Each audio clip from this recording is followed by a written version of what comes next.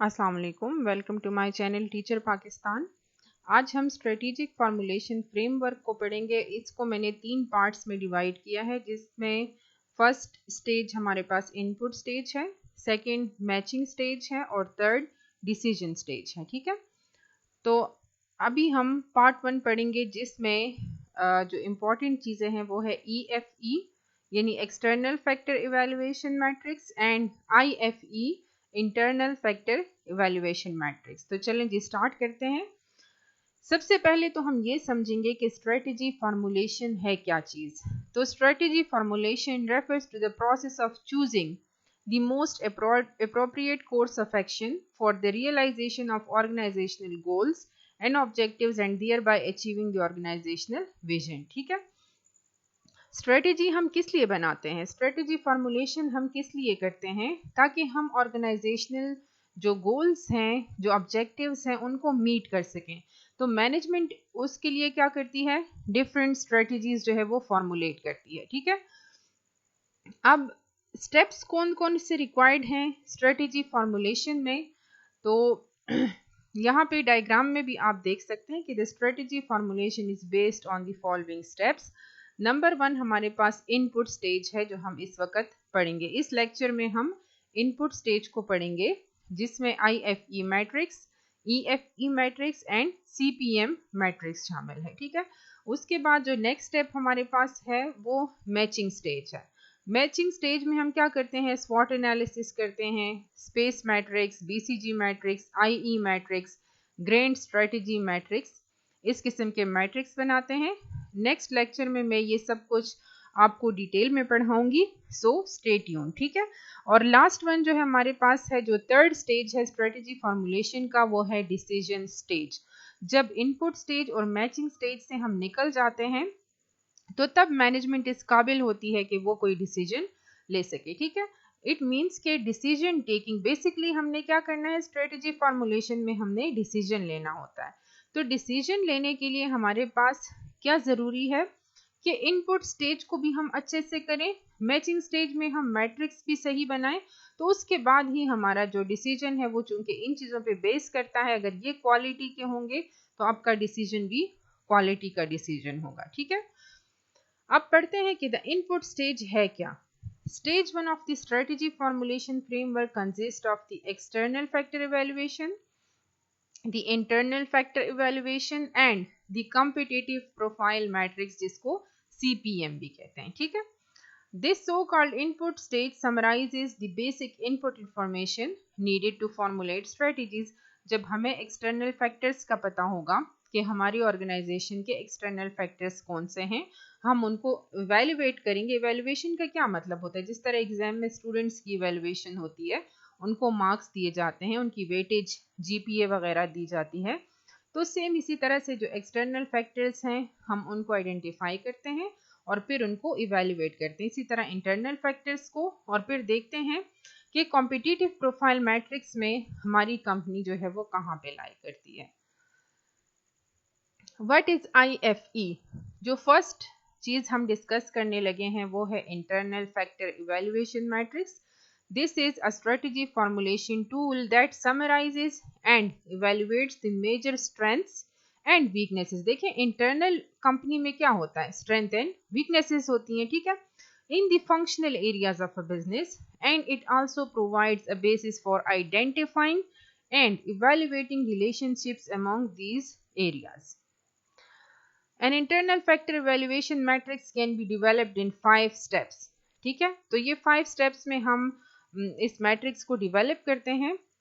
Number 1 step हमारे पास क्या है, लिस्ट की internal factors as identified in the internal audit process. Use a total of from 10 to 20 internal factors including both strengths and weakness. Internal factors कौन से होते हैं किसी कंपनी के, वो उसके स्ट्रेंथ और उसके वीकनेसेस होते हैं। तो सबसे पहले आप इनलिस्ट करें स्ट्रेंथ्स को और वीकनेसेस को। ठीक है, नंबर सेकंड स्टेप क्या है, assign a weight that ranges from 0 यानी not important to 1 all important to each factor. हर एक फैक्टर चाहे वो स्ट्रेंथ है चाहे वो वीकनेस है, उसको आइडेंटिफाई करके इनलिस्ट किया, ये फर्स्ट स्टेप है।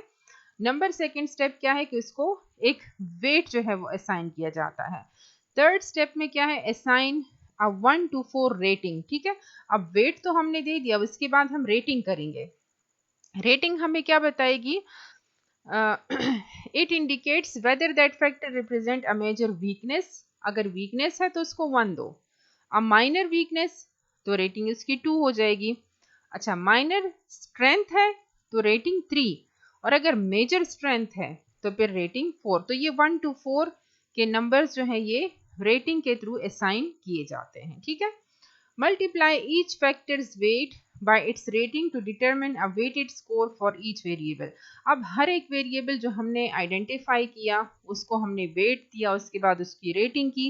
तो अब हम क्या करेंगे कि मल्टीप्लाई करेंगे ईच फैक्टर्स के वेट को उसके रेट के साथ, तो हमारे पास एक वेटेड स्कोर आ जाएगा for each and every variable, चाहे वो वीकनेस है चाहे वो स्ट्रेंथ है। अब फिफ्थ स्टेप में हमने क्या करना है, sum the weighted scores for each variable to determine the total weighted score for the organisation. ठीक है, उनका जब हम सम निकालेंगे तो हमारे पास वीकनेसेस का भी सम आ जाएगा और जो स्ट्रेंथ है उसका भी सम आ जाएगा। ठीक है, एक कंपनी की एग्जांपल मैंने यहाँ पे रखी हुई है, इसमें स्ट्रेंथ्स भी हैं वीकनेसेस भी हैं, उसको प्रॉपरली देखें। सबसे पहले इनलिस्ट किया गया है, क्रिटिकल सक्सेस फैक्टर का नाम उनको दिया गया है, उसके बाद उनको according to the management decision point of view उसको वेट दिया गया, उसके बाद उसकी रेटिंग की, फिर उससे स्कोर आया जिसको हम वेटेड स्कोर भी कहते हैं, और उसके बाद फाइनली हमने उसको सम अप किया। तो स्ट्रेंथ में हमारे पास 1.92 रिजल्ट आ रहा है और वीकनेस में हमारे पास आ रहा है 0.82। ठीक है, अब इंटरनल फैक्टर इवेल्युएशन तो हमने कर ली कि what are the strengths, what are the weaknesses, फिर हमने ये फाइंड आउट किया कि हमारी वीकनेसेस ज़्यादा है या हमारी स्ट्रेंथ ज़्यादा है। अब उसके बाद हम एक्सटर्नल फैक्टर इवेल्युएशन करेंगे जो कि बड़ा ज़रूरी है। अब इसमें क्या होता है, EFE matrix is a strategic analysis tool used to evaluate firm's external environment. ठीक है, and to reveal its strengths as well as weaknesses. When using the EFE matrix, we identify the key external opportunities and threats. देखें, हमने जैसे internal factors की बात की तो internally आपके पास स्ट्रेंथ एंड वीकनेस आया, एक्सटर्नल यानी कंपनी से बाहर क्या चीजें लाई करती हैं, या तो आपके लिए कोई अपॉर्चुनिटी है या फिर वहां पे कोई थ्रेट है। ठीक है, अब की एक्सटर्नल फैक्टर्स यानी ये जो EFE है ये हम किस तरह से करेंगे, तो वही बात है, सबसे पहले हमने फैक्टर्स को आइडेंटिफाई करना है, हमें कहाँ से थ्रेट है, हमारे पास कहाँ पे अपॉर्चुनिटी मौजूद है, उसी तरह से हम वेटेज देंगे। ठीक है, हर एक फैक्टर, हर एक थ्रेट, हर एक अपॉर्चुनिटी जो हमने आइडेंटिफाई की, हमने इनलिस्ट की, अब उसको हम वेट देंगे। ठीक है, जो कि 0 लो इंपॉर्टेंस शो करेगा, 1 हाई इंपॉर्टेंस शो करेगा। इस तरह से मैनेजमेंट के पॉइंट ऑफ व्यू से देखते हुए हम हर एक फैक्टर को वेट देंगे। नंबर थर्ड, उसी तरह से हम रेटिंग करेंगे। ठीक है, अब ये रेटिंग उसी तरह से 1 to 4 है, जहां पे 4 का मतलब है सुपीरियर रिस्पॉन्स, 3 का मतलब है average response, 2 average response and number 1 is poor response. ठीक है, तो रेटिंग भी हमने कर लिया। वेटेड स्कोर जिस तरह हमने IFE में किया उसी तरह से वेटेड स्कोर यहाँ पे भी हमारे पास आ जाएगा, जिसका हम टोटल कैलकुलेट कर लेंगे। ठीक है, the firm can receive the same total score from 1 to 4 in both matrices. The total score of 2.5 is an average score. In internal evaluation, a low total score indicates, अब देखें जब total score की हम बात करेंगे, अगर किसी company का टोटल स्कोर लो आता है तो वो हमें क्या बता रहा है, that indicates that company strategies are not well designed to meet the opportunities and defend against the threats. In internal evaluation, a low score indicates that the company is weak against its competitors. ठीक है, obviously अगर external में आपका जो weighted average score है वो कम है तो ये यही बता रहा है कि आप अपॉर्चुनिटीज को अवेल नहीं कर सकते या आप अच्छे से थ्रेट्स को डिफाइन नहीं कर सकते। और अगर इंटरनल इवेल्युएशन में आपका लो स्कोर आ रहा है तो वो आपको क्या बताएगा कि आपकी वीकनेसेस जो है वो ज्यादा है, एंड वाइस वर्सा। ठीक है, note that EFE analysis only help identify and evaluate the factors but do not directly formulate a strategy और the next best strategic move. अब एक्सटर्नल इवेल्युएशन हमने की, इंटरनल इवेल्युएशन हमने की, लेकिन ऑब्वियसली हम सिर्फ इन चीज़ों की बेस पर कोई भी मैनेजमेंट जो है वो डिसीजन नहीं ले सकता। यहाँ पे मैंने एक एग्जाम्पल रखी है जिसमें थ्रेट्स, अपॉर्चुनिटीज़, उनको आइडेंटिफाई किया गया, उनको इनलिस्ट किया गया, उनको प्रॉपर वेटिंग दी गई। उसके बाद रेटिंग जो मैनेजमेंट पॉइंट ऑफ व्यू से उनको बेस्ट सूटेबल लग रहा था वो रेट दिया, और उसके बाद इनके पास टोटल स्कोर आया। ठीक है, तो थ्रेट्स इनके पास 1.4 है, अपॉर्चुनिटीज़ इनके पास 1 है। होपफुली आपने अंडरस्टैंड कर लिया होगा टॉपिक।